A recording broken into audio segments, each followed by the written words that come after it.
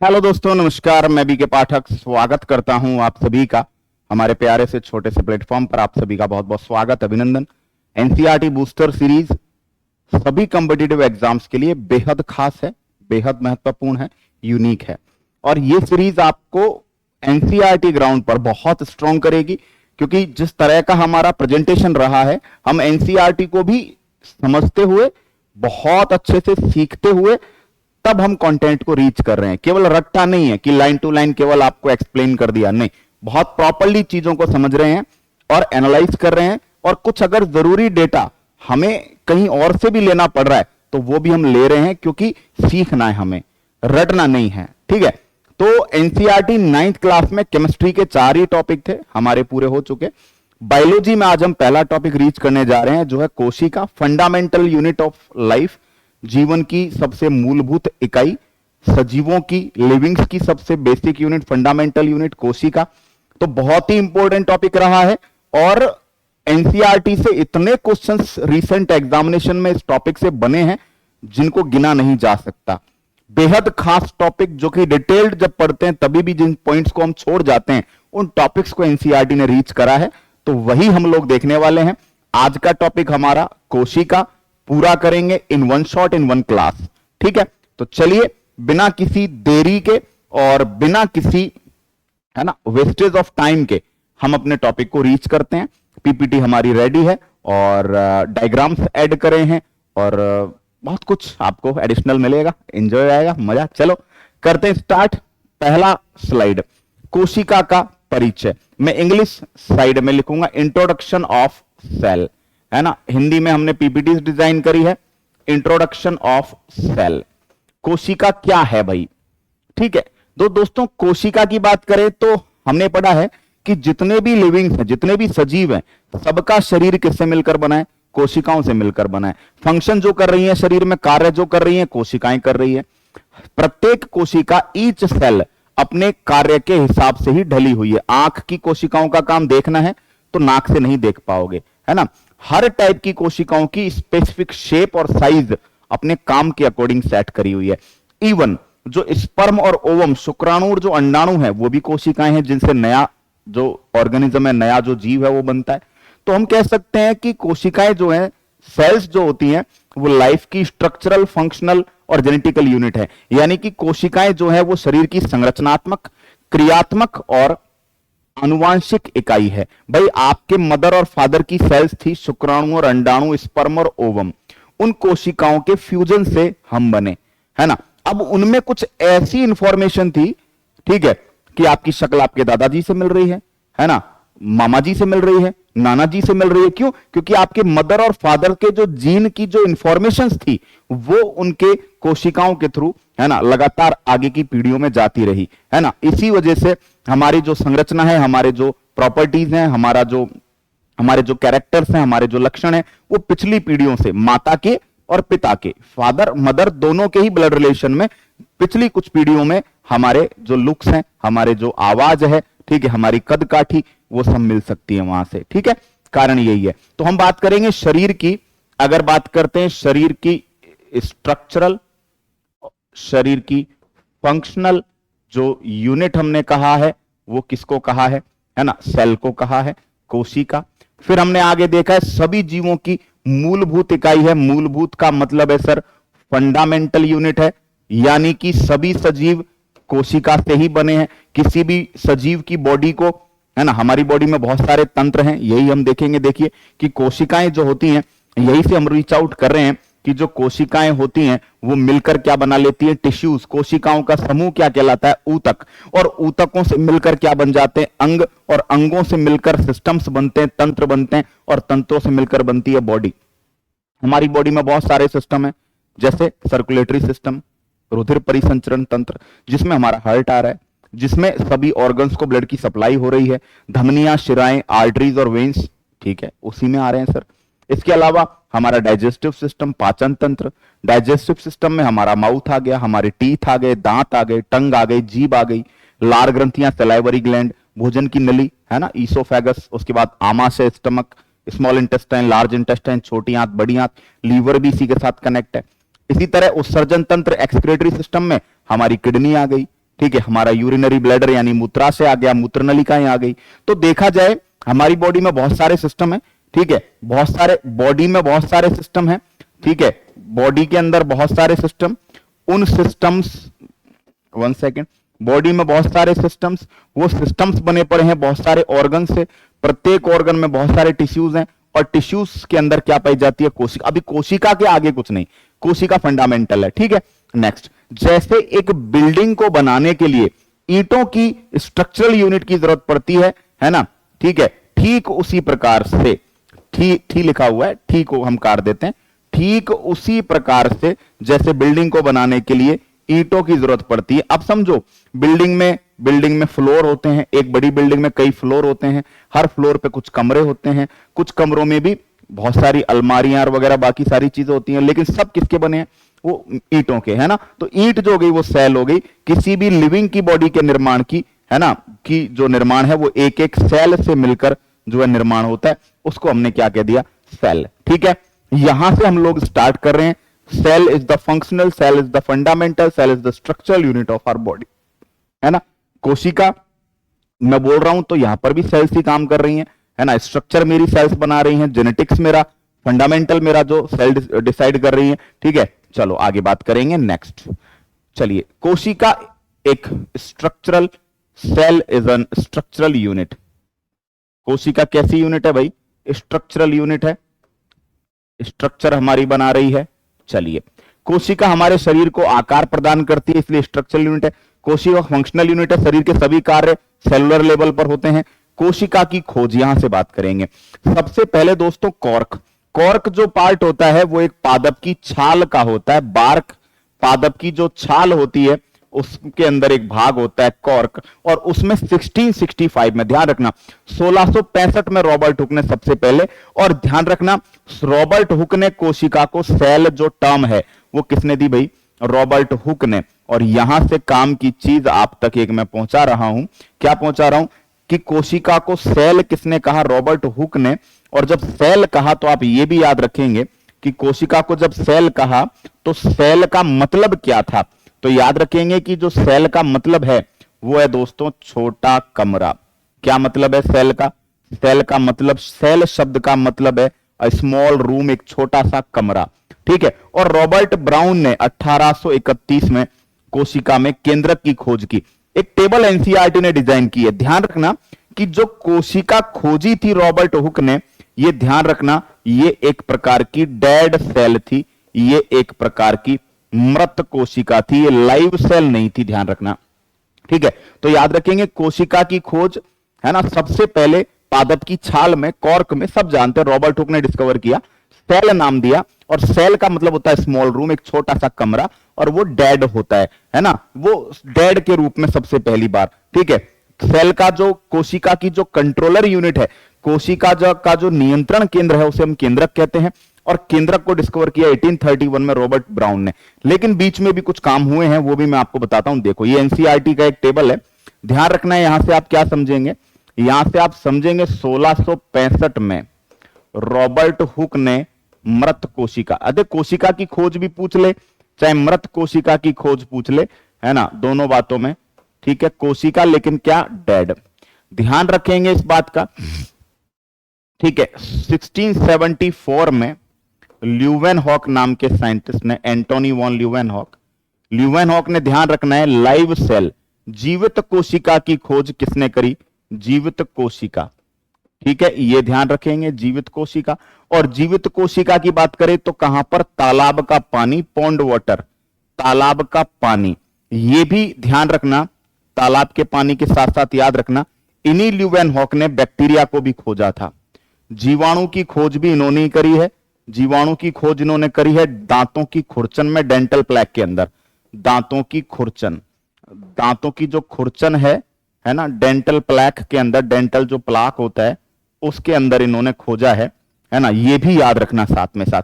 इसके बाद कुछ चीजें और एडवांस लेवल पे यहां जो लिखी हुई है, 1831 में अगर हम बात करें तो रॉबर्ट ब्राउन ने किसको खोजा है, न्यूक्लियस को डिस्कवर किया है। ये एनसीईआरटी के डेटा हैं, पूछे जाएंगे। उसके बाद पुरकिंजे नाम के साइंटिस्ट ने कब 1839 में प्रोटोप्लाज्म या जीव द्रव्य, कोशिका के अंतर्गत जैविक तरल, प्रोटोप्लाज्म या जीव द्रव्य के बारे में डिस्कशन किया। ठीक है, जीव द्रव्य का नाम दिया था इन्होंने 1839 में। ठीक है, उसके बाद 1838 और 39 में ध्यान रखना है स्लाइडेन और स्वान इन्होंने सेल थ्योरी दी थी। स्लाइडेन ने पादपों को लेकर और स्वान ने एनिमल्स को लेकर, है ना। तो इन्होंने कोशिका सिद्धांत का प्रतिपादन किया था, सेल थ्योरी इन्होंने प्रपोज की थी। ठीक है, ये भी ध्यान रखना। तो ये ध्यान रखें इस सिद्धांत के अनुसार सभी पौधे तथा जंतु कोशिकाओं से मिलकर बने हैं। ठीक है, विर्चोव ने कोशिका सिद्धांत को और बढ़ाया तो 1855 में मॉडर्न सेल थ्योरी, आधुनिक कोशिका सिद्धांत जो था, मॉडर्न सेल थ्योरी, आधुनिक कोशिका जो सिद्धांत है वो विर्चोव, रूडोल्फ विर्चोव के द्वारा दिया गया था और उन्होंने एक स्टेटमेंट दिया था ओमनिस सेलुला ई सेलुला। ठीक है, साथ ही साथ 1940 में इलेक्ट्रॉन सूक्ष्मदर्शी की खोज के बाद कोशिका की जटिल संरचना और बहुत से अंगकों को समझना, यानी 1940 में इलेक्ट्रॉन माइक्रोस्कोपी के बाद सेल की स्ट्रक्चर और ऑर्गन्स के बारे में समझा गया। दोस्तों रूडोल्फ विर्चोव जो थे उन्होंने एक स्टेटमेंट दिया था बहुत फेमस, ठीक है, वो मैं यहां पर बता देता हूं, ओमनिस सेलुला ई सेलुला, यानी कि ये आगे चल के हम डिस्कस भी करेंगे। ओमनिस सेलुला ई सेलुला, इसका मतलब होता है नई कोशिका का निर्माण पुरानी कोशिका के विभाजन से होता है। एक्चुअली जब ये सेल थ्योरी आई, ठीक है, तो लोगों के सामने क्वेश्चन पैदा हो गया कि नई कोशिका कैसे बनती है ना। तो नई कोशिका बनने का सिस्टम जो था भाई स्लाइडेन और स्वान ने क्या स्टेटमेंट दिया, देखो ध्यान दो, इसको मैं पकड़ता हूं। स्लाइडेन और स्वान के अनुसार सभी पादप, है ना, सभी पौधे और जंतु जो हैं, है ना, एक कोशिकाओं से मिलकर बने हैं। ठीक है, तो सभी के सभी जीव जो आए वो शुरुआत में एक सेल के रूप में आए, वन सेल, लेकिन बाद में स्टेटमेंट आया कि जितने भी प्लांट्स और जितने भी एनिमल्स हैं सारे के सारे सेल्स के बने हैं। इसका मतलब उनकी बॉडी में बहुत सारी सेल्स हैं। तो फिर ये क्वेश्चन बनेगा कि ये एक सेल से बहुत सारी सेल्स कैसे बनी। तो इसका जो क्लैरिफिकेशन है वो रूडोल्फ विर्चोव ने 1855 में दिया कि नई कोशिका का निर्माण पूर्ववर्ती कोशिका की सभी कोशिकाएं जो है वो पूर्ववर्ती यानी प्री एग्जिस्टिंग सेल से ही बनती है। लेकिन उन्होंने जो इस बात को जिस स्टेटमेंट के थ्रू बताया था वो स्टेटमेंट था ओमनिस सेलुला ई सेलुला, मॉडर्न सेल थ्योरी, रूडोल्फ विर्चोव। ठीक है, तो ये एनसीईआरटी का डेटा है भाई, इसको देखे बगैर हम आगे बढ़ ही नहीं सकते, बहुत जरूरी चीज है, बहुत काम की चीज है। बढ़ते हैं अब आगे। ठीक है दोस्तों, चलिए दोस्तों, cell theory clear, very important. कोशिका सिद्धांत ध्यान रखना है इस बारे में कि कोशिका सिद्धांत एनसीईआरटी कह रही है 1838 में स्लाइडेन के बारे में बता देता हूं आपको। ये बॉटनिस्ट थे, इन्होंने पादपों को लेकर रिसर्च की थी, ये वनस्पति विज्ञानी थे। और 1839 में हम देख रहे हैं स्वान, और स्वान जो थे वो जूलॉजिस्ट थे, है ना। इन्होंने प्लांट्स और एनिमल्स के लिए कुछ बातें कही। देखो क्या कहा कि सभी प्लांट्स और एनिमल्स जो है सेल्स के बने हैं, है ना, वे जीवन की फंडामेंटल यूनिट है। सभी कोशिकाएं पूर्ववर्ती कोशिकाओं से बनती है। देखा जाए तो ये स्टेटमेंट जो था ना, ये स्टेटमेंट सभी कोशिकाएं पूर्ववर्ती कोशिकाओं से मिलकर बनती है, ये स्टेटमेंट जो था ये विर्चोव का स्टेटमेंट था। विर्चोव 1855 में ये स्टेटमेंट आया था कि all cells are made up of pre existing cell. ठीक है, क्लियर हो गई बात। सर्वप्रथम दो जीव वैज्ञानिक एम स्लाइडेन और टी स्वान ने, है ना, इनके बारे में बात करी थी। ठीक है, 1838-39 में। क्लियर, स्टार्टिंग स्लाइडेन जो थे वो 1833-32 से ही हो गए थे। ठीक है, कोशिका के आधार पर अब ध्यान रखना है कि मैं सेल थ्योरी को भी डिस्कस करूंगा, तो उससे पहले कोशिका के आधार पर जीवों को दो भागों में बांटा है। उससे पहले मैं कुछ चीजें यहां पे देखो, सेल थ्योरी। सेल थ्योरी दोस्तों, कोशिका सिद्धांत क्या कह रहा है कि सभी जीव, अब उसमें प्लांट्स भी आ गए और एनिमल्स, सभी जीव, प्लांट्स या एनिमल्स, सभी जीवों का शरीर किससे मिलकर बना है, कोशिकाओं से बना है। सभी सजीवों का निर्माण जो है वो कोशिकाओं से हुआ है, कोशिकाओं से बना है। और इन्होंने ये भी कहा था कि कोशिका में क्या होगा, केंद्रक, न्यूक्लियस। इन्होंने ये भी कहा कि जो कोशिकाएं हैं उनके अंदर न्यूक्लियस प्लस कुछ कोशिकांग होते हैं, यानी सभी कोशिकाओं में कुछ, है ना, कुछ सेल ऑर्गन्स साथ में न्यूक्लियस पाया जाता है। यानी अगर हम बात करें तो सेल थ्योरी का ये पॉइंट बना कि सभी जीवों का जो बॉडी है, प्लांट्स, एनिमल, सबकी जो बॉडी है वो सेल से बनी है और सभी सेल्स में न्यूक्लियस और कुछ सेल ऑर्गन्स पाए जाते हैं। ठीक है, तो जब इसके एक्सेप्शंस की बात आती है, जब इसके अपवादों की बात आती है, तो एक्सेप्शंस में सबसे पहले आ जाता है वायरस, विषाणु। क्योंकि विषाणु जो होता है ना वो भैया एसेलुलर है, विषाणु जो है वो अकोशिकीय है, विषाणु में कोशिका ही नहीं होती, ये ध्यान रखना। तो सबसे पहला तो अकोशिकीय, सेल ही नहीं है इसके अंदर, है ना। तो वायरस के बारे में तो बोला जाता है सजीव व निर्जीव के बीच की कड़ी, सजीव व निर्जीव के बीच की कड़ी बोलते हैं, है ना। Connecting link between plants and animals, sorry, livings and non livings, livings और नॉन लिविंग के बीच की, लिविंग्स और नॉन लिविंग्स के बीच की कनेक्टिंग लिंक बोलते हैं इनको। ठीक है, क्लियर। पहला हो गया वायरस। दूसरा ध्यान रखना है मैमल्स की आरबीसी, स्तनधारियों की, मैमल्स की आरबीसी, क्योंकि स्तनधारियों की आरबीसी में क्या नहीं होता है, न्यूक्लियस नहीं होता है। स्तनधारियों की आरबीसी में न्यूक्लियस नहीं होता है। लेकिन यह भी ध्यान रखना ऊंट और लामा, इसमें भी ध्यान रखना, इसमें भी अपवाद है ऊंट और लामा, यानी ऊंट और लामा की आरबीसी सेल थ्योरी को फॉलो करती है, उनकी आरबीसी में न्यूक्लियस होता है। ठीक है, सारे मैमल्स की आरबीसी को छोड़कर। नंबर 3 पे जब हम डिस्कस करते हैं तो यहां पर हम डिस्कस करते हैं क्या, पादपों में, जो पादपों में फ्लोएम होता है, फ्लोएम की जो चालनी नलिकाएं होती हैं, फ्लोएम की जो सीब ट्यूब्स होती हैं, चालनी नलिकाएं, सीब ट्यूब्स, फ्लोएम की जो चालनी नलिका या चालनी घटक होते हैं, उनके अंदर भी न्यूक्लियस नहीं होता। ठीक है, जबकि सेल थ्योरी कहती है कि न्यूक्लियस पाया जाना चाहिए। तो ये ध्यान रखना, ये कोशिका सिद्धांत के अपवाद हैं। क्लियर। ठीक है, देखा जाए तो यूकैरियोटिक जो सेल होती हैं, आगे चल के हम देखेंगे प्रोकैरियोटिक, यूकैरियोटिक। प्रोकैरियोटिक में केंद्रक होता है लेकिन लेस डेवलप्ड होता है, कम विकसित होता है। ठीक है, तो कई बुक्स जो है वो प्रोकैरियोटिक जीवों को भी कोशिका सिद्धांत का अपवाद क्या देती है, बट नहीं। क्यों?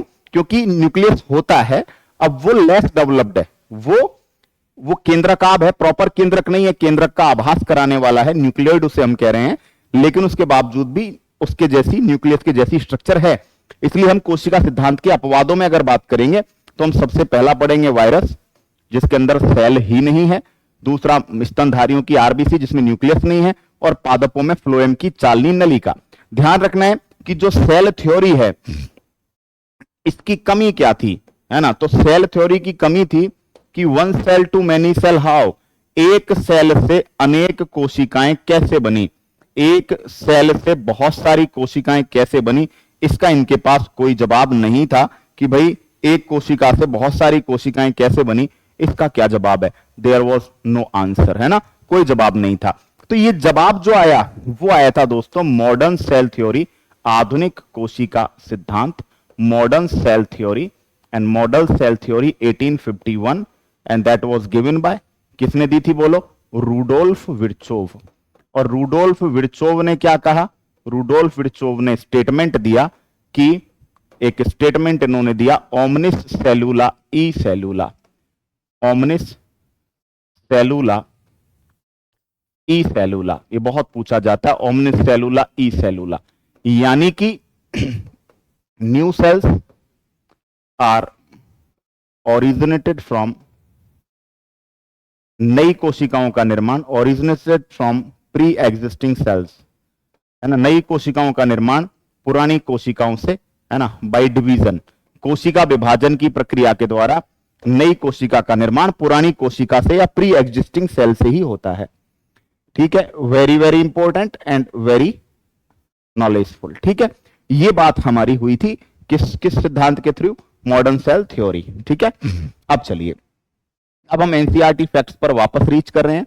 देखिए दोस्तों, कोशिका के आधार पर, ठीक है, दो भागों में बांटा गया जीवों को, यूनिसेलुलर नंबर के आधार पर यूनिसेलुलर और मल्टी सेलुलर, एक कोशिकीय, बहुकोशिकीय।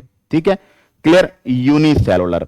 अगर मैं यूनिसेलुलर की बात करता हूं तो यूनिसेलुलर में कौन कौन आते हैं, ध्यान देना, यूनिसेलुलर में एक तो आ जाता है बैक्टीरिया, दूसरा आ जाता है प्रोटोजोआ, बैक्टीरिया प्रोटोजोआ दोनों एक कोशिकीय में आते हैं।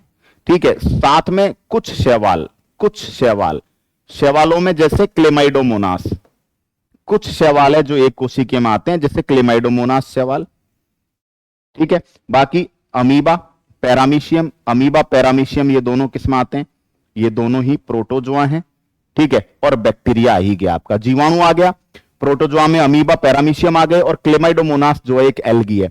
तो ध्यान रखना, वे जीव जो एक ही सेल के बने होते हैं और उस एक सेल के रूप में कंप्लीट ऑर्गेनिज्म, एक स्टेटमेंट आता है कि निम्नलिखित में से कौन एक कोशिका के रूप में ही संपूर्ण जीव है, which one of the following is the complete organism in the form of one cell. यानी पूरा शरीर एक ही कोशिका के रूप में है, पूरा जीव एक ही कोशिका के रूप में है, ठीक है। तो वो एक कोशिकीय कहलाते हैं यूनिसेलुलर। इनके अलावा मल्टी सेलुलर, मल्टी सेलुलर में ध्यान रखना है, मल्टी सेलुलर में फंजाई, मल्टी सेलुलर में कवक आते हैं, मल्टी सेलुलर में पादप आते हैं, और मल्टी सेलुलर में एनिमल्स आते हैं। तो पादप, जंतु और कवक ये किस में आते हैं, बहुकोशिकीय में आते हैं। कवक, पादप, जंतु, मनुष्य भी किस में आता है, बहुकोशिकीय में, जिनकी बॉडी में अलग अलग सेल्स होती हैं और वो अलग अलग फंक्शंस को करने के लिए अलग अलग स्ट्रक्चर्स, अलग अलग ऑर्गन्स बनाती हैं, वो मल्टी सेलुलर। तो मानव क्या हो गया, मल्टी सेलुलर। आपको याद रखना है जीवाणु प्रोटोजोआ, अब अमीबा पैरामीशियम है ना, ये प्रोटोजोआ ही है, क्लियर। प्लाज्मोडियम भी प्रोटोजोआ ही है। तो ये सब जो आते हैं, ये सब किसमें आते हैं, यूनिसेलुलर में। और कुछ शैवाल जिनमें क्लेमाइडोमोनास फेमस है, तो वो यूनिसेलुलर में आते हैं। बाकी के सारे ऑर्गेनिज्म, बाकी के सारे जीव जो हैं वो मल्टी सेलुलर में आते हैं, मल्टी सेलुलर में ही पढ़े जाते हैं, ठीक है। चलो सर, क्लियर। चलिए आगे बात करते हैं, मॉडर्न सेल थ्योरी हुई। प्रत्येक, ध्यान देना क्वेश्चन, प्रत्येक जो मल्टी सेलुलर ऑर्गेनिज्म है ना, वो एक कोशिकीय जीवों से ही बना है। यानी शुरुआत में एक कोशिकीय जीव ही थे, धीरे धीरे करके वो मल्टी सेलुलर में डेवलप हो गए। नेक्स्ट, कोशिकाएं डिवाइड होकर अपने जैसी सेल्स बनाती हैं। इस प्रकार सभी कोशिकाएं प्री एग्जिस्टिंग सेल से बनी हैं, बिल्कुल कनेक्ट है। बहुकोशिकीय जीवों में क्या पाया जाता है, श्रम विभाजन पाया जाता है। श्रम विभाजन का मतलब आप कह सकते हो कि एक तरीके से वर्क डिस्ट्रीब्यूशन पाया जाता है। वर्क डिस्ट्रीब्यूशन का मतलब क्या होता है कि कोशिकाएं अपने काम के हिसाब से अलग अलग आकार, आकृति, अर्थात शरीर के विभिन्न अंगों में कार्य करने के लिए अलग अलग टाइप की सेल्स होती हैं, ठीक है। कोशिकाओं की शेप और साइज उनके फंक्शंस के अकॉर्डिंग, क्वेश्चन आता है कोशिकाओं की आकार, आकृति जो होती है वो उनके कार्य के हिसाब से डिसाइड होती है कि उन्हें कैसा काम करना है, ठीक है। चलिए, चलो अब कुछ पॉइंट्स, ये देखो बहुत क्वेश्चन आया ये कुछ कोशिकाएं अपनी आकार बदलती रहती हैं, जैसे अमीबा, और ध्यान रखना अमीबा के जैसी होती है हमारी डब्ल्यूबीसी, है ना। तो कुछ कोशिकाएं अपना साइज बदलती रहती है, जबकि कुछ सेल्स का जो साइज है वो फिक्स रहता है, जैसे न्यूरॉन, तंत्रिका कोशिका, डायरेक्ट एग्जांपल के रूप में याद रखना है। इसका साइज जो है ना, इसका जो शेप है वो फिक्स रहता है ठीक है।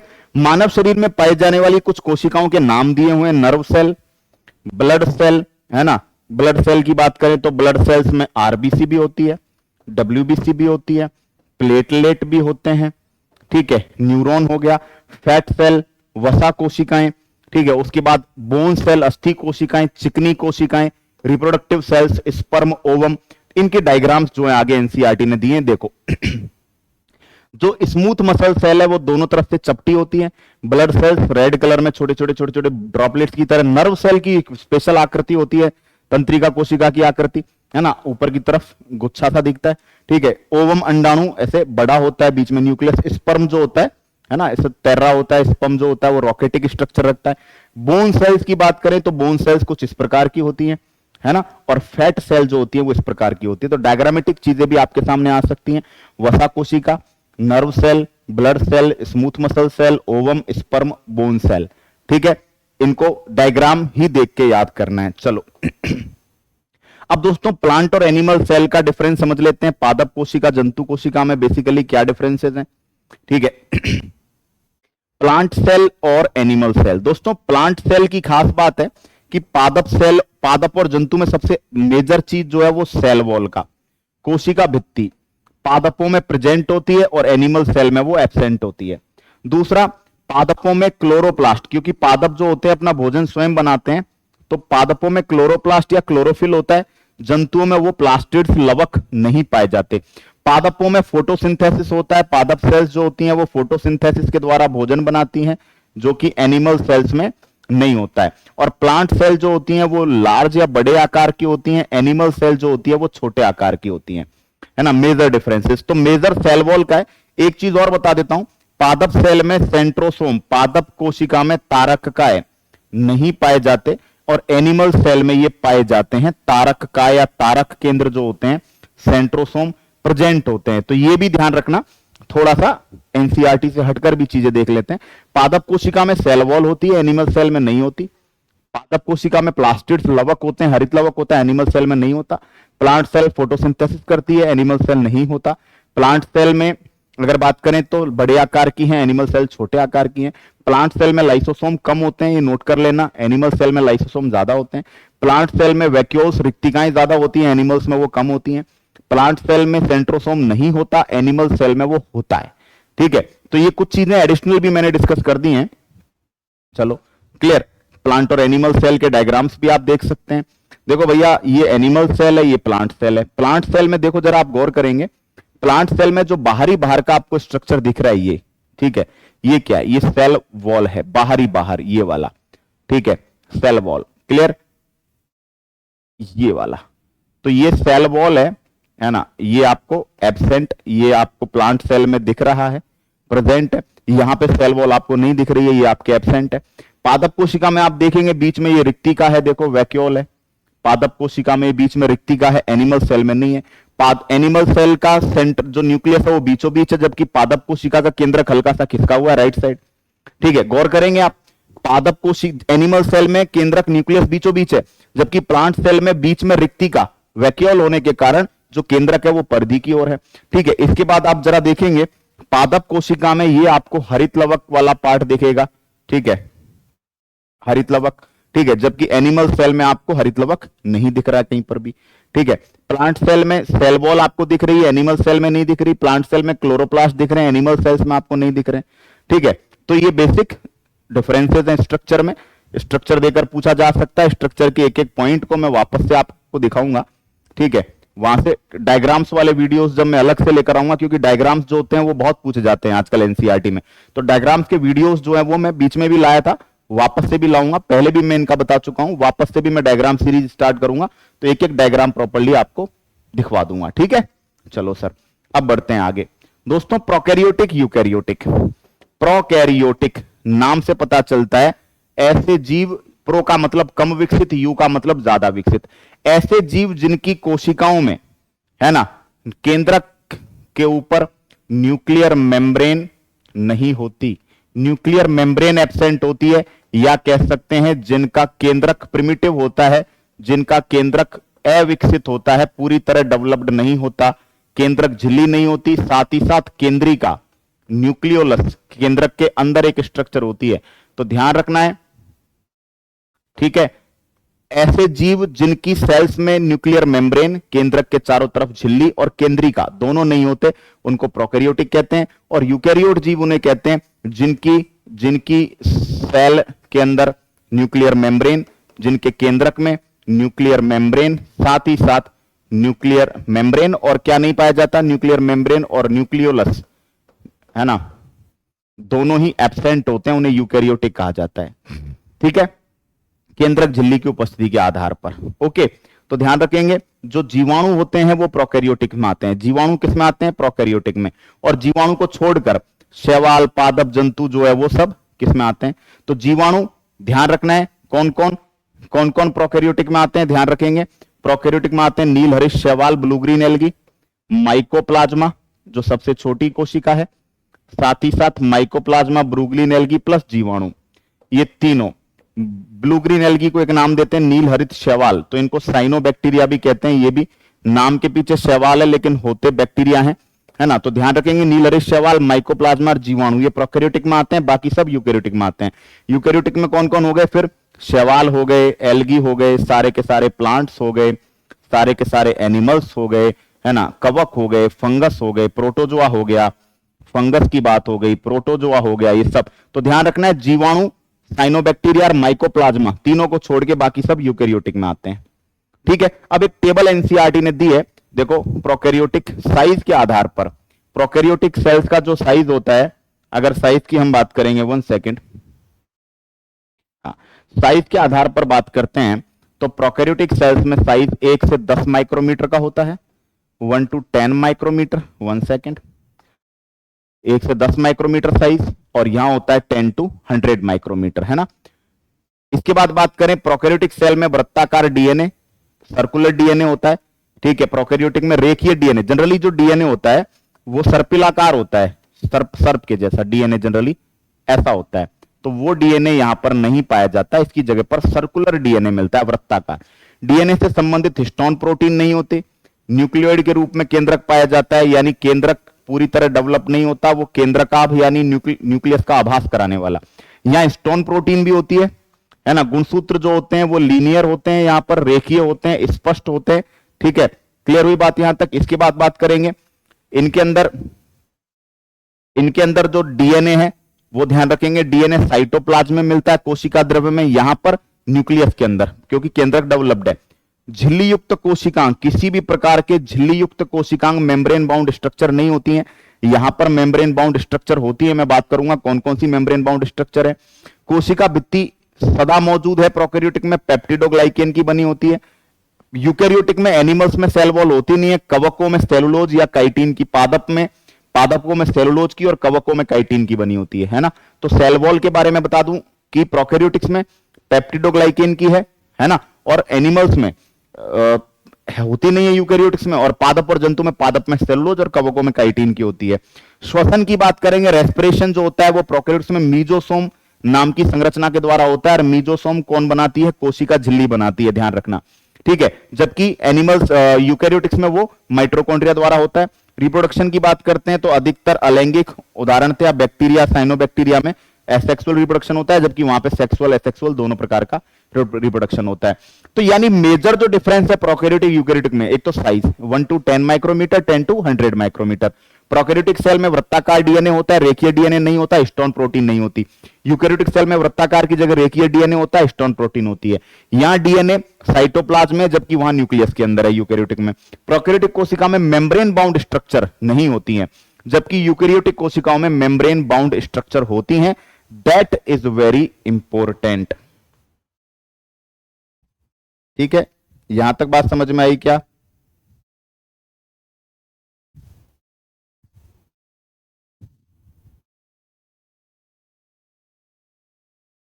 ठीक है, कोई दिक्कत, कोई प्रॉब्लम? अब मैं आपको झिल्ली युक्त कोशिकाओं के बारे में बता देता हूं, मेम्ब्रेन्स का एक ट्रिक बता देता हूं। हिंदी के मास्टर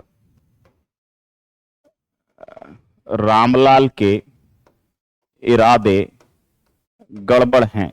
हिंदी के मास्टर रामलाल के इरादे गड़बड़ हैं, ये ट्रिक है। हिंदी दोस्तों, हरित लवक, के फॉर केंद्रक, ध्यान रखना, very important. Master for mitochondria, Ram से दोस्तों ध्यान रखना है रिक्ति का वैक्यूल, लाल से बन गया लाइसोसोम। इरादे दोस्तों ER एंडोप्लाज्मिक रेटिकुलम, अंतःप्रदवी जालिका, और गड़बड़ से गोल्जी बॉडी, गोल्जी का है। ध्यान रखना है, ये सारे के सारे जो ऑर्गन्स हैं वो वेरी इंपॉर्टेंट, मैं लिखवा रहा हूं आपको। ये मेम्ब्रेन बाउंड स्ट्रक्चर्स हैं, ये ध्यान रखना झिल्ली युक्त कोशिकांग हैं, मेम्ब्रेन बाउंड स्ट्रक्चर। और ये झिल्ली युक्त कोशिकांग जितने भी हैं ये यूकैरियोटिक कोशिकाओं में ही मिलते हैं, प्रोकैरियोटिक कोशिकाओं में नहीं मिलते मेम्ब्रेन बाउंड स्ट्रक्चर, है ना। और ये कहां पर मिलती है? ये ओनली यूकैरियोटिक्स में मिलती है, ये ओनली प्रोकैरियोटिक कोशिका में नहीं मिलती, ओनली यूकैरियोटिक में। ये ध्यान रखना है। शुरुआत के जो 3 हैं इनमें हिंदी के मास्टर डबल स्ट्रक्चर है, दोहरी झिल्ली, जबकि लाइसोसोम, एंडोप्लाज्मिक रेटिकुलम, रिक्तिका, है ना, गोल्जी बॉडी, इनमें सिंगल मेम्ब्रेन पाई जाती है। ये ध्यान रखना। एडिशनली मैं आपको साइड में ये चीज लिखवा रहा हूं, नोट करवा रहा हूं कि जो आपके 1 सेकेंड नोट करवा दे रहा हूं, आपको क्या याद करना है कि राइबोसोम और सेंट्रोसोम, ध्यान रखना है, राइबोसोम और सेंट्रोसोम। राइबोसोम और सेंट्रोसोम की बात करते हैं, इन दोनों में ही क्या नहीं होती है ना, इन दोनों में ही ये मेम्ब्रेन लेस होते हैं। ये मेम्ब्रेन लेस का मतलब है ये झिल्ली रहित कोशिकांग होते हैं, है ना, ये विशेष रूप से ध्यान रखेंगे। क्लियर। मेम्ब्रेन लेस होता है राइबोसोम, और सेंट्रोसोम जो तारक केंद्र है वो भी मेम्ब्रेन लेस होता है। वेरी वेरी इंपॉर्टेंट, एक एक पॉइंट खासकर आपके लिए बेहद जरूरी है, और इन सब पॉइंट से आपकी नॉलेज में काफी इजाफा होगा। अब कोशिका के भाग, यहां एनसीईआरटी 9th क्लास में यहां काफी अच्छी अप्रोच रखी है सेल मेम्ब्रेन सेल वॉल को डिस्कस करने में। देखिए मैं पॉइंट टू पॉइंट एनसीईआरटी के फैक्ट्स वो रखूंगा जहां से क्वेश्चंस बने हैं। प्लाज्मा झिल्ली, दोस्तों प्लाज्मा झिल्ली वो चीज है जिसको कोशिका झिल्ली भी कहते हैं।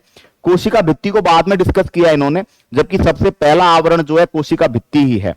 यानी देखा जाए तो सबसे पहला सेल वॉल है, और उसके बाद सेल मेम्ब्रेन है ना, और उसके बाद देखा जाए तो ये न्यूक्लियर मेम्ब्रेन है, न्यूक्लियस, है ना। तो देखा जाए, लेकिन ये सेल वॉल किस में मिलती है? ये सेल वॉल जो होती है ये एनिमल्स में नहीं मिलती है। एनिमल्स में शुरुआत सेल मेम्ब्रेन से होगी। चलो पहले बात करते हैं।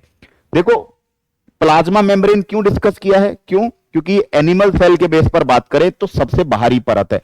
एनिमल सेल की बात करें, एनिमल सेल में सबसे बाहरी परत है, कोशिका के घटकों को बाहरी पर्यावरण से अलग करती है।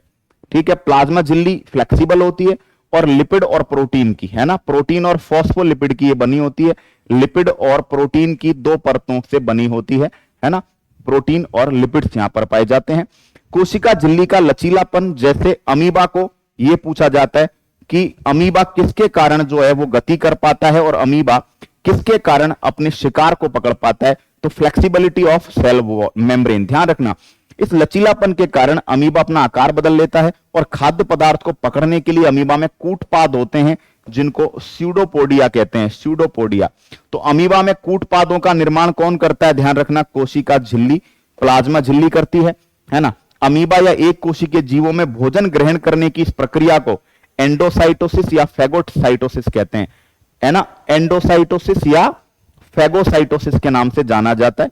भक्षकाणु क्रिया, फेगोसाइटोसिस का मतलब होता है भक्षण कर लेना, और एंडोसाइटोसिस का भी मतलब होता है अंदर खींच लेना।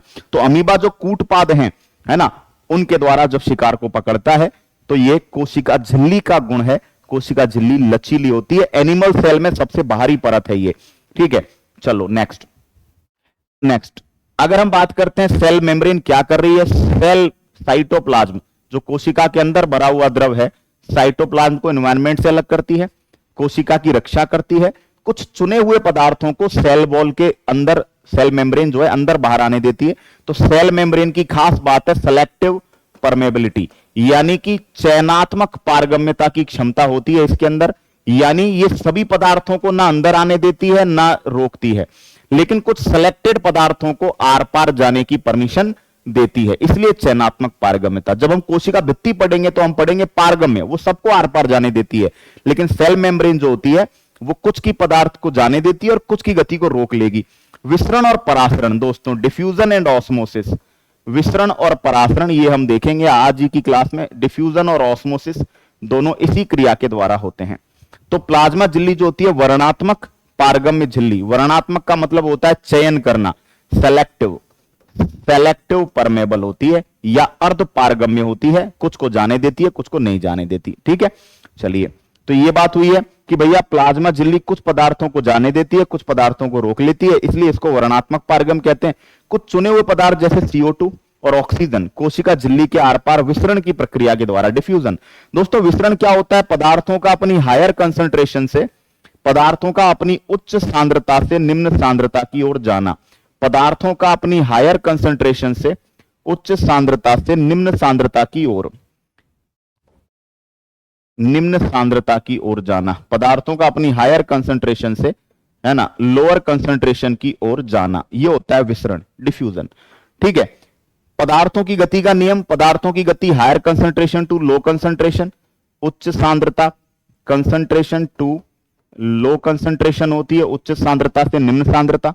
विसरण एक कोशिकाओं में होने वाली प्रक्रिया है जिसमें कार्बन डाइऑक्साइड, ऑक्सीजन जैसे गैसीय पदार्थ अणुओं का परिवहन सेलेक्टिव परमेबल झिल्ली के द्वारा होता है। यह प्रक्रिया विसरण कहलाती है। देखो विसरण की बात करते हैं तो विसरण सेलेक्टिव परमेबल विसरण ऑल मेम्ब्रेन, सभी मेम्ब्रेन से हो सकती है।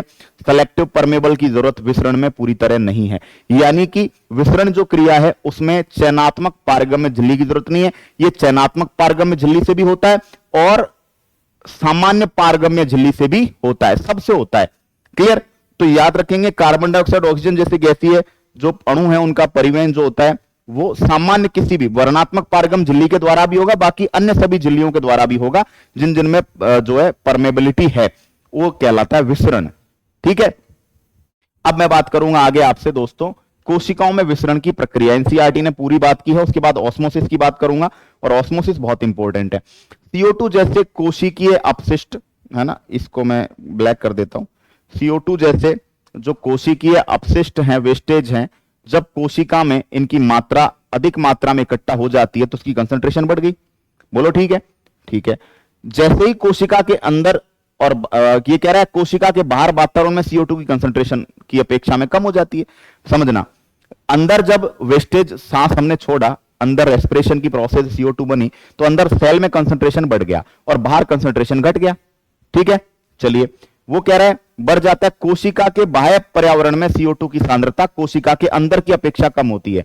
तो जैसे ही कोशिका के अंदर और बाहर CO2 की कंसंट्रेशन में अंतर आता है तो अंदर से बाहर CO2 ध्यान रखना, CO2 की बात करेंगे तो CO2 कहां से कहां, CO2 आउट, CO2 जो है वो क्या करेगी, CO2 जो है CO2 इनटू आउट, CO2 जो है वो अंदर से बाहर आने लगती है। इसी प्रकार कोशिका में जब ऑक्सीजन की कंसंट्रेशन कम हो जाए, है ना, तो जो ऑक्सीजन की बात करेंगे तो oxygen out to in, clear, oxygen अंदर चली जाएगी। क्लियर, ये विसरण के द्वारा होता है। परासरण ऑस्मोसिस क्या होता है? परासरण में जल के अणुओं की गति, वो भी ध्यान रखना, सेलेक्टिव परमेबल मेम्ब्रेन के द्वारा या अर्धपारगम्य झिल्ली के द्वारा। तो परासरण ध्यान रखना है हमेशा अर्धपारगम्य झिल्ली से होता है।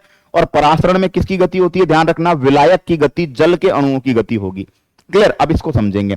जिस प्रकार गैसों का आदान प्रदान विसरण की क्रिया के द्वारा होता है, उसी नियम का पालन परासरण में भी होता है। परासरण में जल के अणुओं की गति होती है ना, और जल की उच्च सांद्रता से निम्न सांद्रता की ओर। ठीक है, लेकिन इसमें थोड़ा अंतर है, यहां समझना मेरी बात को। क्या अंतर है? देखो, ये कोई झिल्ली है सेमी परमेबल। अब मान लीजिए ये ए है और ये बी है, ये दो मीडियम है ना। यहां जल ज्यादा है और यहां जल कम है। ठीक है, अब साइटोप्लाज्म में जल ज्यादा है, जल को बोलते हैं विलायक। जिसमें चीजें घुली हुई होती हैं उसे सॉल्वेंट कहते हैं। तो इसका मतलब यहां सॉल्वेंट ज्यादा है ना, और बी मीडियम में सॉल्वेंट कम है, विलायक कम है। जिस विलयन में विलायक कम होता है वहां घुली हुई, जिस विलयन में विलायक ज्यादा है वहां पर घुली हुई चीजें जो हैं, सॉल्यूट जो हो गया वो कम हो गया, और यहां सॉल्यूट जो हो गया वो ज्यादा हो गया।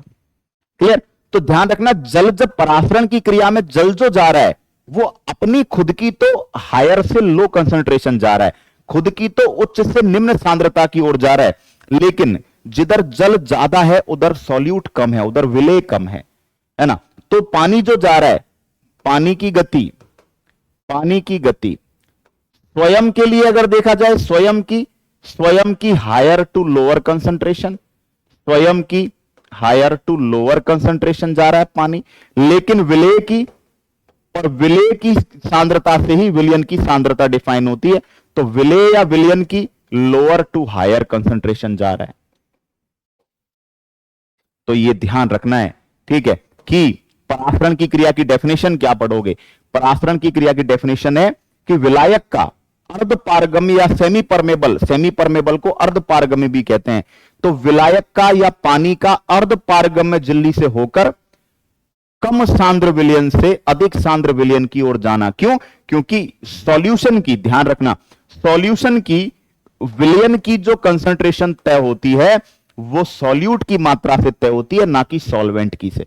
ठीक है, तो ध्यान रखना है कि विलायक की गति अपनी तो हायर से लो कंसंट्रेशन की ओर हो रही है, लेकिन जब विलयन या विलेय के केस में, जब सॉल्यूट या सॉल्यूशन के केस में देखोगे तो दोस्तों लोअर टू हायर कंसंट्रेशन पानी जा रहा है। तो याद रखना, कम सांद्र विलयन से अधिक सांद्र विलयन की ओर, या लो कंसंट्रेशन सॉल्यूशन से हायर कंसंट्रेशन सॉल्यूशन की ओर सॉल्वेंट का, विलायक का जाना।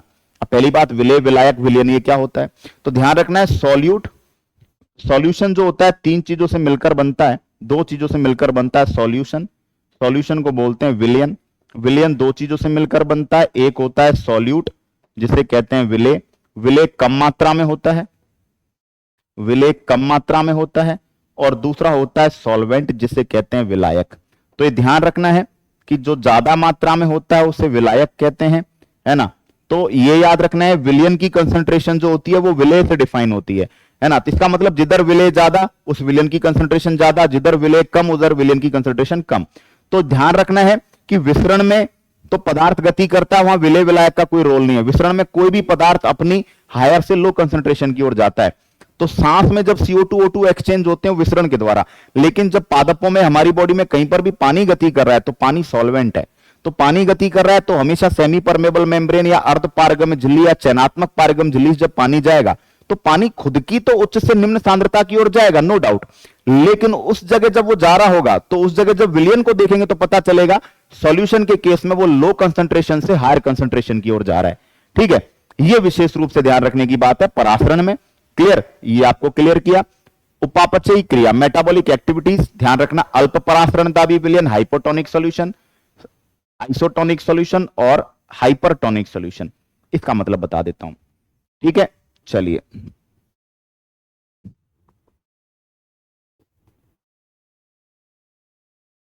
हाँ भाई, अब देखो इस चीज को समझो। कोशिका को हम तीन सॉल्यूशन में रख रहे हैं, इसको यहां से समझाता हूं आपको। ठीक है, ये सेल है ना, इसको बड़े ध्यान से समझना। ये सेल है,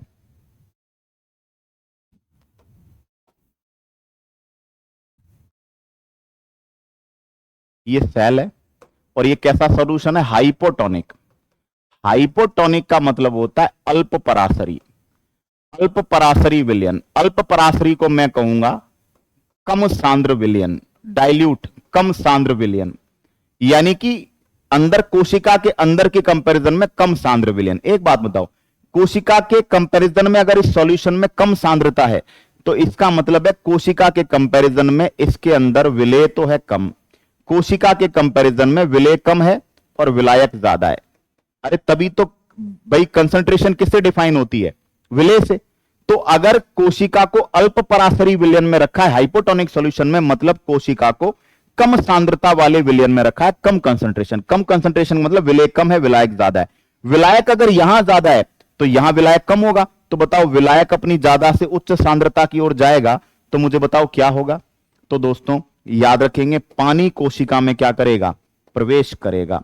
पानी कोशिका में प्रवेश करेगा और पानी जब कोशिका में प्रवेश करेगा तो दोस्तों इसे बोलेंगे अंतः परासरण। कोशिका के अंदर पानी प्रवेश कर रहा है, इसको बोलेंगे एंडो ऑस्मोसिस। समझ में आ गई बात। तो जब कोशिका को अल्प परासरी विलयन में रख देते हैं तो क्या होता है, अल्प परासरी विलयन में कोशिका को रख देने पर विलयन से पानी कोशिका में प्रवेश करने लगता है, कोशिका फूलती है। ठीक है, नेक्स्ट बात करते हैं। नेक्स्ट जब हम बात करते हैं, अगला जब हम देखते हैं तो ये भी यही काम हुआ। यहां पर भी हम लोग अगेन देखेंगे, है ना। यहां पर अब की बार जो कोशिका है ना, उसको हम रख रहे हैं अति परासरी विलयन में। अति परासरी का मतलब है हाइपरटोनिक। हाइपरटोनिक का मतलब सिंपल सा मैं कहूंगा, हाइपरटोनिक का मतलब उच्च सांद्रता वाला विलयन है, हायर कंसंट्रेशन। हायर कंसंट्रेशन है तो मतलब कोशिका के कंपैरिजन में यहां पर विलेय ज्यादा है और कोशिका के कंपैरिजन में यहां पर विलायक कम है। विलायक कम है तो ध्यान देना इस बात को, यहां क्या होगा, यहां कोशिका से जल बाहर निकलेगा। क्यों, क्योंकि इधर विलायक कम है तो कोशिका में ज्यादा होगा, तो कोशिका से सेल से जल बाहर निकलेगा और सेल से जल बाहर निकलेगा तो इसको बोलेंगे बाह्य परासरण, इसको बोलेंगे एक्सोऑस्मोसिस। बाह्य परासरण, एक्सोऑस्मोसिस। इसका एग्जाम्पल भी बहुत फेमस है, एक्सोऑस्मोसिस। जब ये बाह्य परासरण होगा तो दोस्तों जो जीव द्रव्य है वो सिकुड़ जाएगा, है ना।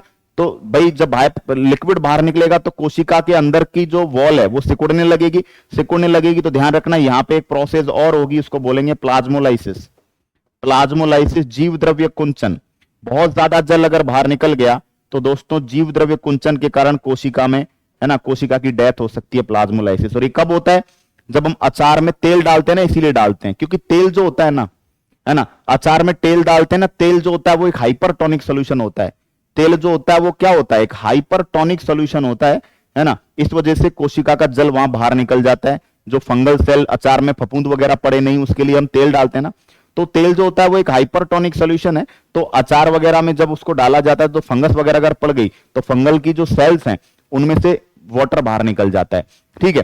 तीसरा हम जो केस यहां पर देखेंगे, तीसरा हम यहां पर देखेंगे समपरासरी। समपरासरी विलयन में तो कोई लफड़ा ही नहीं है। ये कोशिका हो गई, कोशिका को आपने डाल दिया समपरासरी विलयन में, है ना। कोशिका के अंदर आप देख रहे हैं,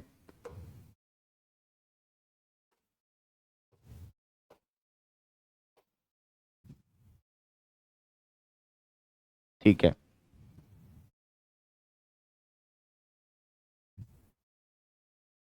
चलिए, कोशिका को हमने डाल दिया समपरासरी विलयन। समपरासरी का मतलब क्या होता है, समपरासरी का मतलब होता है समान कंसंट्रेशन वाला। समपरासरी आइसोटोनिक, समपरासरी सॉल्यूशन में डाल दिया, सेम कंसंट्रेशन वाले में डाल दिया, है ना। तो नो आउट नो इन, ना तो अंदर ना बाहर, नो आउट नो इन। तो ध्यान रखना है, क्लियर, कि कोशिका को अल्प परासरी, अति परासरी, समपरासरी। देखो एग्जांपल, अल्प परासरी विलयन, है ना। देखो, अल्प परासरी का मतलब होता है हाइपोटोनिक। यदि कोशिका को तनु, हाइपोटोनिक का मतलब हो गया ना कम सांद्रता वाला, कम सांद्रता वाले को बोलते हैं तनु विलयन वाले माध्यम में, अर्थात जल में, शक्कर में या नमक की मात्रा, ये कम सांद्र विलयन होते हैं। जल में शक्कर अथवा नमक की कम मात्रा और जल की मात्रा ज्यादा रखें, है ना, तो कम सांद्रता वाला हो गया, रखा जाता है तो जल परासरण विधि द्वारा कोशिका के अंदर चला जाएगा। ऐसे विलयन को अल्प परासरण दाबी विलयन कहते हैं। इसके परिणाम स्वरूप कोशिका फूलने लगेगी। समपरासरी विलयन में हमने पढ़ा है कोशिका को ऐसे मीडियम में रखा जाए जिसमें जल की सांद्रता और कोशिका में स्थित जल की सांद्रता बराबर हो, ठीक है, यहां कोई भी गति नहीं होगी।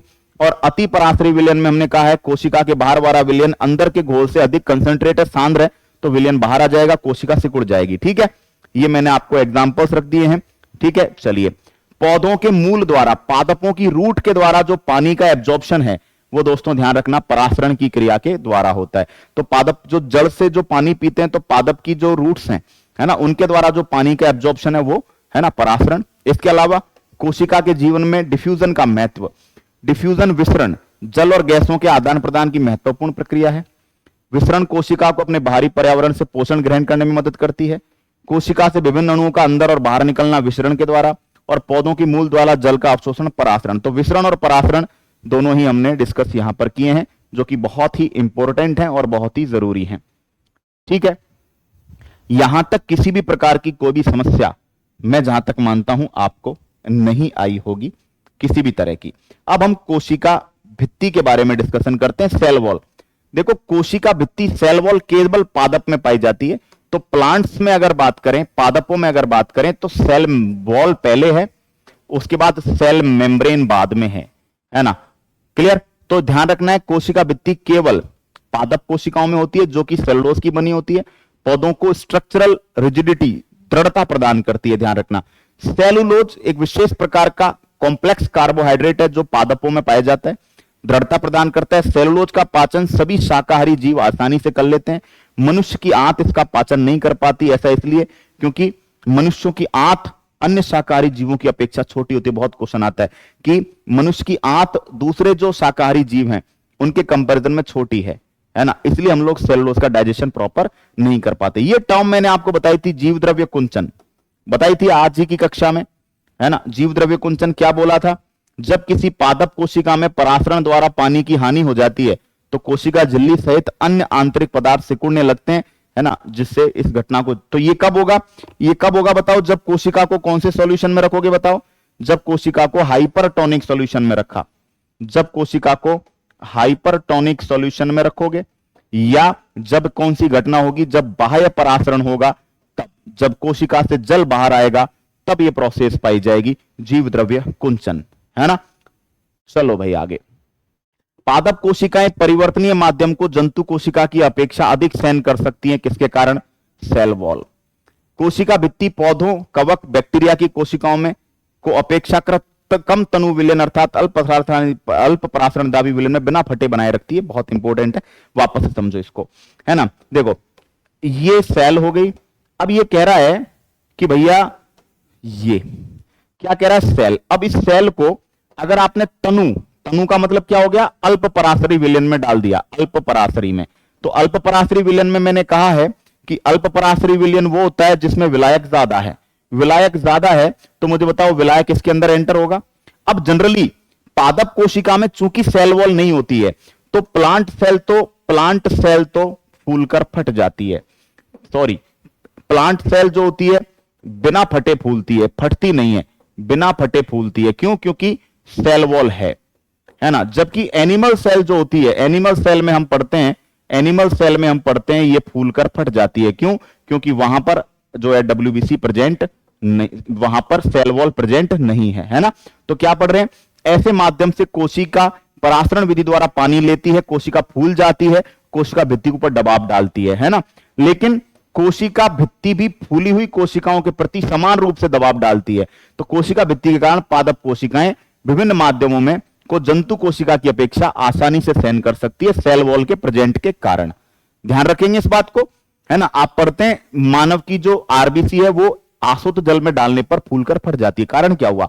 आसुत जल क्या है? हाइपोटोनिक सॉल्यूशन है, अल्प पराशरी विलयन है, तनु विलयन है। तो उसमें से पानी सेल में जाता है, सेल में जाता है तो सेल मेम्ब्रेन पर प्रेशर डलता है, सेल वॉल है नहीं, कोशिका फूल के फट जाती है। लेकिन यहां सेल मेम्ब्रेन जो है ना, यानी प्लांट सेल में उस सेल मेम्ब्रेन के ऊपर सेल वॉल है। तो सेल वॉल जो होती है वो अपोजिट प्रेशर प्रदान करती है जिससे वो फटती नहीं है। ठीक है, क्लियर। इसके बाद केंद्रक के बारे में देख लेते हैं। केंद्रक कोशिका का सबसे बड़ा कोशिकांग है जो कोशिका के अंदर पाया जाता है। गुणसूत्र केंद्रक में मिलते हैं, डीएनए केंद्रक में मिलता है। और क्वेश्चन आता है गुणसूत्र किस समय दिखाई देते हैं? तो ध्यान रखना गुणसूत्र सेल डिवीजन के समय दिखाई देते हैं। ये बहुत इंपॉर्टेंट सा फैक्ट रहा कि जो क्रोमोसोम होते हैं वो सेल डिवीजन के टाइम पर दिखाई देते हैं। केंद्रक के चारों तरफ झिल्ली है ना, दोहरा आवरण होता है। ध्यान रखना केंद्रक झिल्ली दोहरी होती है। केंद्रक झिल्ली में छोटे छोटे छिद्र होते हैं। इन छिद्रों के अंदर का कोशिका द्रव्य केंद्रक के बाहर आ जा पाता है। आगे बात करते हैं क्रोमोसोम। गुणसूत्र का सिलेंड्रिकल संरचना होती है जो कोशिका के केंद्रक में पाया जाता है। और कब दिखाई देते हैं? सेल डिवीजन के समय। गुणसूत्र में गुण होते हैं जो माता पिता से डीएनए अणु के रूप में आनुवांशिक गुण होते हैं जो अगली संतति में जाते हैं। यानी क्रोमोसोम जो होते हैं वो गुणसूत्र जो होते हैं वो आनुवांशिक लक्षणों के वाहक होते हैं और इनमें डीएनए अटैच होता है। क्रोमोसोम किसके बने हैं? देखो एनसीईआरटी कह रही है डीएनए और प्रोटीन के। होने को तो आरएनए भी बोलते हैं लेकिन डीएनए और प्रोटीन। डीएनए अणु में कोशिका के निर्माण और संगठन की सूचनाएं होती हैं। डीएनए के फंक्शनल यूनिट को जीन कहते हैं। तो देखा जाए क्रोमोसोम डीएनए और प्रोटीन के बने हैं। डीएनए का जो फंक्शनल यूनिट है उसे जीन कहा है।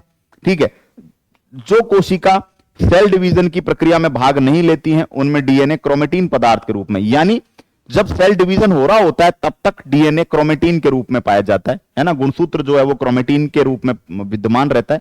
तो ये ध्यान रखेंगे क्रोमेटिन पदार्थ धागे की तरह संरचनाओं के एक जाल का पिंड होता है। जब कभी भी सेल डिवीजन होने वाला होता है तो गुणसूत्रों में बदल जाता है। क्लियर? जब कभी सेल डिवीजन होगा तो क्रोमेटिन किस में बदल जाएगा? गुणसूत्र के अंदर। ठीक है, चलो सेल डिवीजन। कोशिका विभाजन वो प्रोसेस है जिसके द्वारा एक सेल डिवाइड होकर दो नई कोशिका बनाती है ना। कोशिकीय जनन में केंद्रक की क्या भूमिका है? कोशिका विभाजन के दौरान केंद्रक दो भागों में विभाजित होता है। नई कोशिका में पेरेंट सेल के सभी गुण मौजूद होते हैं। कोशिका के डिवीजन और परिपक्वन को डिफाइन करता है। साथ ही साथ सजीव कोशिका की केमिकल प्रोसेसेस को भी निर्देशित करता है डिवीजन। बैक्टीरिया जैसे कुछ जीव में केंद्रक झिल्ली नहीं होती है, अतः कोशिका का केंद्रकीय क्षेत्र बहुत कम स्पष्ट होता है। ऐसे अस्पष्ट क्षेत्र में केवल क्रोमेटिन पदार्थ पाया जाता है। ऐसे क्षेत्र को केंद्रकाय या ऐसे क्षेत्र को न्यूक्लियोइड कहते हैं। यानी कि देखा जाए तो आप कह रहे हैं कि जो प्रोकैरियोटिक सेल है उनके अंदर न्यूक्लियोलर जो एरिया है, जो केंद्रकीय क्षेत्र है वो बहुत छोटा होता है क्योंकि केंद्रक उनके अंदर डेवलप्ड होता ही नहीं है। तो केंद्रक की जगह वहां पर केंद्रकाभ या केंद्रकाय न्यूक्लियोइड शब्द काम में लेते हैं, है ना। सेल डिवीजन दो टाइप का देखेंगे, है ना। ये यहां पे प्रॉपरली नहीं दिया है आपके, माइटोसिस समसूत्री और मियोसिस। समसूत्री विभाजन ध्यान रखना है। मियोसिस कहां होता है? मियोसिस जो होता है युग्मक जनन, गैमेटोजेनेसिस, यानी कि शुक्राणु अंडाणु का जो निर्माण है वो शुक्राणु अंडाणु का निर्माण जो होता है वो किस विधि के द्वारा होता है? अर्धसूत्री विभाजन के द्वारा। अर्धसूत्री विभाजन में एक सेल जो होती है, ध्यान रखेंगे, एक सेल से पहले दो सेल और फिर चार सेल बनती है ना। तो अर्धसूत्री विभाजन में एक सेल से कितनी सेल? 4 सेल। लेकिन अगर यहां n गुणसूत्र है ना, तो यहां गुणसूत्र हो जाते हैं चारों में n/2 n/2 n/2 n/2। तो नाम अर्धसूत्री इसीलिए कहा है। एक कोशिका से 4 कोशिकाएं बनती है जिनमें गुणसूत्रों की संख्या कितनी रह जाती है? आधी। जबकि जो समसूत्री विभाजन होता है, ठीक है, समसूत्री, नाम ही क्या है? समसूत्री।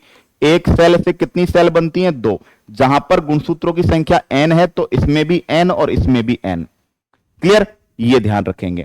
क्लियर? समसूत्री विभाजन कहां कहां होता है? तो ध्यान रखना, हमारी बॉडी में शरीर का विकास, घावों की मरम्मत समसूत्री विभाजन से ही होती है। केवल हमारी बॉडी में मोस्टली समसूत्री विभाजन ही होता है। केवल शुक्राणु और अंडाणु जब बनने होते हैं तो वहां पर अर्धसूत्री विभाजन होता है। अरे समझो, बॉडी की सारी कोशिकाओं में समझो 46 गुणसूत्र होते हैं, ठीक है, ध्यान देना, 46 गुणसूत्र होते हैं। तो जब सब में 46 1 से 2 बनी तो 46 ही गुणसूत्र होंगे, है ना। तो बॉडी की सारी कोशिकाओं में 46 है। लेकिन जब शुक्राणु बन रहा है तो शुक्राणु कौन से विभाजन से बन रहा है? अंडाणु बन रहा है कौन से विभाजन से बन रहा है? अर्धसूत्री से। भाई यहां तो चल रहा है समसूत्री, बॉडी में पूरी में समसूत्री है, लेकिन यहां कौन सा चल रहा है? अर्धसूत्री। अर्धसूत्री चल रहा है तो 46 की जगह कितने कितने हो गए? 23। जब ये दोनों वापस मिलेंगे तो कितने गुणसूत्र हो जाएंगे वापस से? 46। वो क्या बनेगा? हमारा जाइगोट। फिर ये जाइगोट से बॉडी डेवलप होगी, है ना। इस जाइगोट से पूरी बॉडी डेवलप होगी कौन से विभाजन से? समसूत्री। समसूत्री विभाजन से होगी तो बॉडी की प्रत्येक कोशिका में कितने गुणसूत्र आएंगे? 46। समझे बात को? 46 क्रोमोसोम सारी सेल्स में, हमारी रिप्रोडक्टिव सेल्स में भी 46 है। लेकिन जब मियोसिस होता है तो स्पर्म में और वो ओवम में कितने कितने गुणसूत्र आ गए? 23 फ्यूज हुए, हमारा जाइगोट बना जिससे हम बनते हैं। जाइगोट में 46 क्रोमोसोम है, फिर इसमें वापस माइटोसिस हो रहा है तो पूरी बॉडी की सभी कोशिकाओं में कितने गुणसूत्र हो गए भाई? 46 गुणसूत्र हो गए। तो ये प्रोसेस को थोड़ा सा समझ लीजिएगा, इसका होना जरूरी है, तभी हमारे जो है जनरेशन बाय जनरेशन चीजें मैनेज होंगी। ठीक है, तो ये एक क्लास में हम लोगों ने, ठीक है, इस पूरी क्लास में हम लोगों ने डिस्कशन किया है आज कि हमारी बॉडी में कौन कौन से सेल्स के जो क्वेश्चंस है वो बनते हैं, और हमारे अंदर हमारी बॉडी की सेल्स को भी हमने देखा है कि ब्लड सेल्स की क्या शेप होती है, मस्कुलर सेल्स की क्या शेप होती है ना। इसके अलावा बोन सेल्स, हड्डियों की जो शेप है वो क्या है, न्यूरॉन की शेप है वो क्या है। अब 1 घंटे की क्लास हमारी हो चुकी। अब हम क्या करेंगे, इसके बाद हमारा जो है साइटोप्लाज्म, है ना, उसके बाद हमारे सेल ऑर्गेनल्स, उसके बाद एक एक ऑर्गेनल्स को हम लोग देखेंगे। ठीक है, तो ये क्लास हमारी जो जाएगी वो नेक्स्ट क्लास होगी। तो सेल पार्ट 1 और सेल पार्ट 2 हम 2 पार्ट्स में जो है सेल को डिवाइड करके पढ़ेंगे, है ना। और दोनों पार्ट्स बेहद इंपॉर्टेंट हमारे लिए होने वाले हैं। दोनों ही पार्ट्स में, है ना, हम बहुत काम की जानकारी पढ़ेंगे। तो सेल पार्ट 1 और फिर सेल पार्ट 2, क्योंकि मेजर टॉपिक है, क्वेश्चंस भर भर कर आते हैं, तो मैं घास नहीं काटना चाहता, पॉइंट टू पॉइंट चीजों को आपके सामने रखना चाहता हूं। तो सेल का जो बेसिक फंडामेंटल्स है वो हमारा आज हो चुका, और सेल ऑर्गेनल्स को हम डिस्कस करेंगे कल। ठीक है, तो मैं एक बार यहां तक की जो कहानी है उसको सेव कर देता हूं, जिससे कि हमारा जो काम है वो हो जाए प्रॉपरली। ठीक है, यहां तक का डेटा हमें मिल जाए, नहीं क्या, क्योंकि आगे जो है हम और भी काम की चीजें देखने वाले हैं, है ना। तो एक क्लास पूरी तो 1-1 घंटे में, क्योंकि आप इतना ही पढ़ पाएंगे, और आराम से नोट्स बनाएं, चीजों को देखें, कहीं होकर आपको कोई दिक्कत नहीं आएगी। नोट्स भी आपको रेगुलर बेसिस पर मिलते जा रहे हैं, तो कोई समस्या आपको नहीं आने वाली है, और बहुत अच्छे से आप एनसीईआरटी को रीच करेंगे। मेरा भी प्रयास है कि आप maximum to maximum NCERT content reach करें और आपको बार बार एनसीईआरटी नहीं पढ़नी पड़े, ये हमारा टारगेट रहेगा। ठीक है, क्वेश्चंस भी मैं, जो क्वेश्चंस हैं वो भी मैं आपको करवा रहा हूं, जिससे कि किसी भी तरह की दिक्कतें आपको नहीं आए। ये हम सेव कर लेते हैं, है ना, और ये हमारा एज अ पीडीएफ एक्सपोर्ट हो रहा है, और इसको हम रखेंगे सेल पार्ट 1,